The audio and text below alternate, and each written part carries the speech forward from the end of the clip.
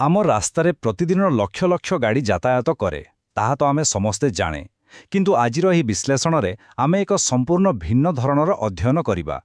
Inspector Mukesh ସାହାଣୀଙ୍କ ଦ୍ୱାରା ପ୍ରସ୍ତୁତ ଏକ ସ୍ୱତନ୍ତ୍ର ସରକାରୀ ଟ୍ରାଭେଲ୍ ରିପୋର୍ଟକୁ ଆମେ ଆଜି ଟିକେ ଅଲଗା ଦୃଷ୍ଟିକୋଣରୁ ଦେଖିବା।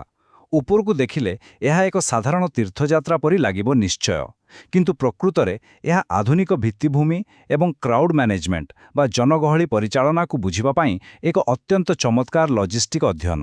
ଆସନ୍ତୁ ଆରମ୍ଭ କରିବା। ଠିକ୍ ଅଛି, ଆସନ୍ତୁ ପ୍ରଥମେ ଏହି ଆଲୋଚନାର ରୂପରେଖ ଉପରେ ଟିକେ ନଜର ପକାଇବା। ଆମେ ମୁଖ୍ୟତଃ 5ଟି ବିଷୟ ଉପରେ କଥା ହେବା।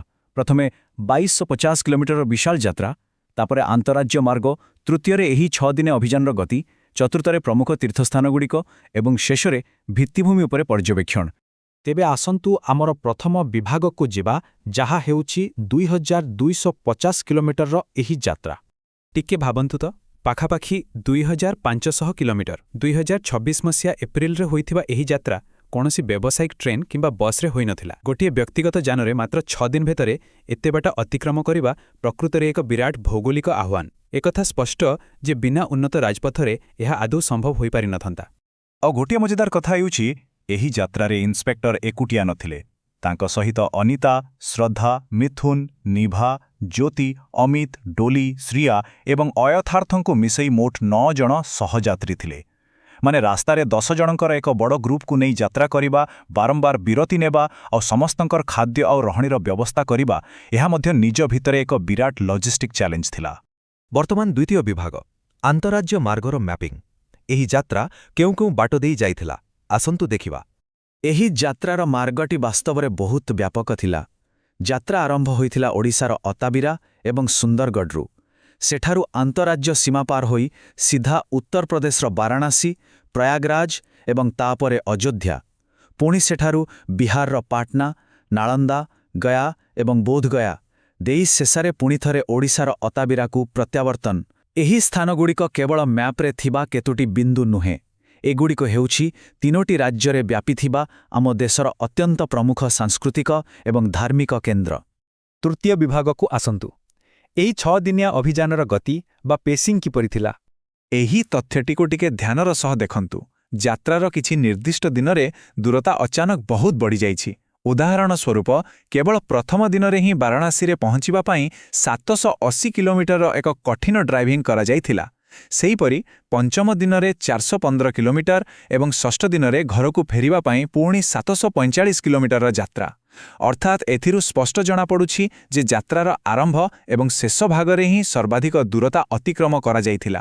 ବହୁତ କ୍ଲାନ୍ତିକର, ତଥାପି ବେଶ୍ ଯୋଜନାବଦ୍ଧ। କିନ୍ତୁ ସବୁଠାରୁ ଆକର୍ଷଣୀୟ କଥାଟି ହିଁ ମଝିଦିନଗୁଡ଼ିକରେ ଲୁଚି ରହିଛି। ପ୍ରଥମ ଏବଂ ଶେଷ ଦିନର ସେହି ଭାରି ଡ୍ରାଇଭିଂ ତୁଳନାରେ ଦ୍ୱିତୀୟ, ତୃତୀୟ ଏବଂ ଚତୁର୍ଥ ଦିନରେ ଗାଡ଼ି ଚାଲିଥିଲା ମାତ୍ର 20, 120 ଏବଂ 170 କିଲୋମିଟର। ଆମେ ଏହାକୁ ଚଲାନ୍ତୁ, ବିଶ୍ରାମ ନିଅନ୍ତୁ, ବୁଲନ୍ତୁ ଏବଂ ପୁଣି ଚାଲାନ୍ତୁ ର ଏକ ସୁନ୍ଦର ଢାଞ୍ଚା କହିପାରିବା। ଯାତ୍ରାର ମଧ୍ୟଭାଗରେ ଗାଡ଼ି କମ୍ ଚଲାଇ ସ୍ଥାନୀୟ ଅଞ୍ଚଳରେ ଅଧିକ ସମୟ ବିତାଇବାଟା ହିଁ ଏହି ଯୋଜନାକୁ ବାସ୍ତବରେ ସଫଳ କରିଥିଲା। ଚତୁର୍ଥ ବିଭାଗ, ପ୍ରମୁଖ ତୀର୍ଥସ୍ଥାନଗୁଡ଼ିକର ପରିଦର୍ଶନ। ଯଦି କ୍ରମାଗତ ବିବରଣୀ ଉପରେ ନଜର ପକାଇବା, ତେବେ କାର୍ଯ୍ୟସୂଚୀଟି କେତେ ବ୍ୟସ୍ତବହୁଳ ଥିଲା ଆପେ ଜଣାପଡ଼ିଯିବ। ଦ୍ୱିତୀୟ ଦିନରେ କାଶୀ ବିଶ୍ୱନାଥ ମନ୍ଦିର ଦର୍ଶନ ଏବଂ ସନ୍ଧ୍ୟାରେ ଗଙ୍ଗା ଆରତୀ। ତୃତୀୟ ଦିନରେ ପ୍ରୟାଗରାଜର ତ୍ରିବେଣୀ ସଙ୍ଗମ। ଚତୁର୍ଥ ଦିନରେ ଅଯୋଧ୍ୟାରେ ରାମ ମନ୍ଦିର ଏବଂ ହନୁମାନଗଢ଼ି ଦର୍ଶନ।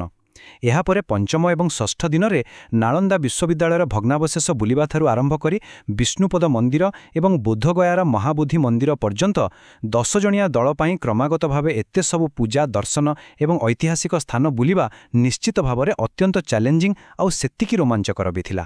ଏବେ ଶେଷ ତଥା ପଞ୍ଚମ ବିଭାଗ, ଭିତ୍ତିଭୂମି ଏବଂ ଜନଗହଳି ପର୍ଯ୍ୟବେକ୍ଷଣ। ଏବେ ଆସନ୍ତୁ ଏହି ରିପୋର୍ଟର ପ୍ରକୃତ ସରକାରୀ ଏବଂ ପ୍ରଶାସନିକ ଦିଗ ଉପରେ ଆଲୋଚନା କରିବା। ଜଣେ ପୁଲିସ ଅଧିକାରୀଙ୍କ ଦୃଷ୍ଟିକୋଣରୁ ସଂଗ୍ରହ କରାଯାଇଥିବା ଏହି ତଥ୍ୟ ବହୁତ ମହତ୍ତ୍ୱପୂର୍ଣ୍ଣ। ଗୋଟିଏ ପଟେ ଜାତୀୟ ରାଜପଥଗୁଡ଼ିକର ଅବସ୍ଥା ଖୁବ୍ ଭଲ ଥିଲା ଏବଂ ଅଯୋଧ୍ୟା ଓ ବାରାଣାସୀ ଭଳି ସ୍ଥାନରେ ଜନଗହଳି ନିୟନ୍ତ୍ରଣ ବ୍ୟବସ୍ଥା ଥିଲା ସମ୍ପୂର୍ଣ୍ଣ ସୁରକ୍ଷିତ।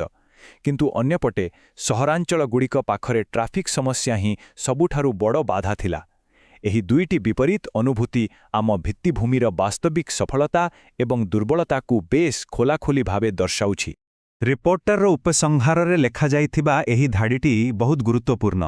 ଏହି ଯାତ୍ରା ଆନ୍ତଃରାଜ୍ୟ ସଂଯୋଗୀକରଣ, ଜନଗହଳିର ଆଚରଣ ଏବଂ ପରିଚାଳନା ବିଷୟରେ ଦରକାରୀ ଅଭିଜ୍ଞତା ପ୍ରଦାନ କଲା। ଏଠାରେ ବୁଝିବାର କଥା ହେଉଛି କିପରି ଏକ ସାଧାରଣ ବ୍ୟକ୍ତିଗତ ତଥା ଧାର୍ମିକ ଯାତ୍ରା ସରକାରୀ ପ୍ରଶାସନ ଏବଂ ନାଗରିକ ପର୍ଯ୍ୟବେକ୍ଷଣ ପାଇଁ ଏକ ଜୀବନ୍ତ ଫିଲ୍ଡ ଷ୍ଟଡିରେ ପରିଣତ ହୋଇପାରେ ତାହା ଏହି ରିପୋର୍ଟ ସ୍ପଷ୍ଟ କରିଦେଉଛି। ତେଣୁ ସବୁକିଛି ଦେଖିବା ପରେ ଶେଷରେ ଏକ ବିରାଟ ପ୍ରଶ୍ନ ମନକୁ ଆସେ। ବିନା କୌଣସି ବଡ଼ ଧରଣର ଦୁର୍ଘଟଣାରେ ପ୍ରତିବର୍ଷ ଏହିପରି ଲକ୍ଷ ଲକ୍ଷ ଯାତ୍ରା କିପରି ସମ୍ଭବ ହେଉଛି? ଆମ ଦେଶର ଏତେ ବିଶାଳ ରାଜପଥ, ବ୍ରିଜ, ପୋଲିସ ପ୍ରଶାସନ ଏବଂ ନୀରବରେ କାମ କରୁଥିବା ଭିତ୍ତିଭୂମିର ନେଟୱାର୍କ କିପରି ଏହି ବିରାଟ ଭାରକୁ ପ୍ରତିଦିନ ସମ୍ଭାଳୁଛି? ଏହି ଅଦୃଶ୍ୟ କିନ୍ତୁ ଅତ୍ୟନ୍ତ ଶକ୍ତିଶାଳୀ ଲଜିଷ୍ଟିକ୍ ଢାଞ୍ଚା ବିଷୟରେ ନିଶ୍ଚୟ ଥରେ ଚିନ୍ତା କରିବେ।